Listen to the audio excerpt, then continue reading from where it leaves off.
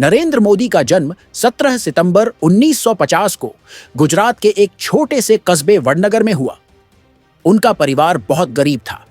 उनके पिता railway station पर चाय की छोटी सी दुकान चलाते थे। नरेंद्र मोदी खुद अपने पिता की चाय की दुकान पर काम करते थे। किसी ने सोचा भी नहीं होगा कि वह चाय बेचने वाला बच्चा एक दिन देश का प्रधानमंत्री बनेगा। पर उन्होंने अपने हालातों से हार नहीं मानी।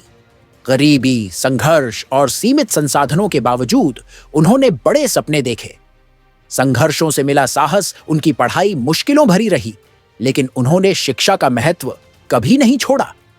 वे जीवन भर सीखते रहे, आत्मचिंतन करते रहे। उन्होंने आरएसएस, राष्ट्रीय स्वयंसेवक संघ से जुड़कर सेवा, अनुशासन और नेतृत्व की सीख ली।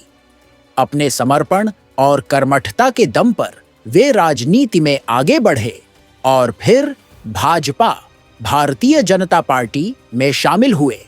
गुजरात से दिल्ली तक का सफर वर्ष 2001 में जब गुजरात भूकंप से उबर रहा था, तब नरेंद्र मोदी को गुजरात का मुख्यमंत्री बनाया गया।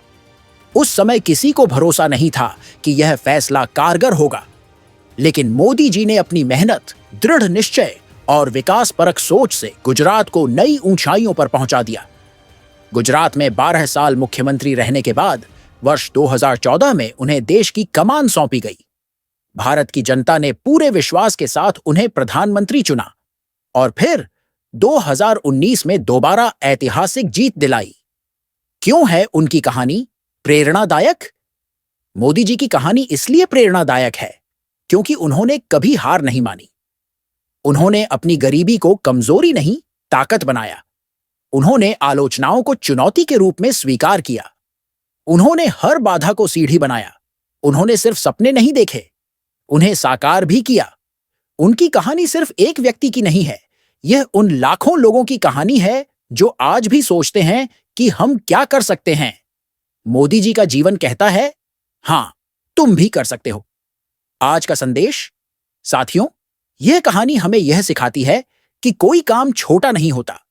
संघर्ष की राह सबसे सुंदर होती है। सपने सिर्फ देखे नहीं, जिए भी जाते हैं। और सबसे जरूरी बात, किस्मत बदलने के लिए खुद को बदलना पड़ता है। आज का युवा अगर ठान ले कि उसे कुछ बड़ा करना है, तो ना गरीबी रोक सकती है, ना आलोचना, ना हालात।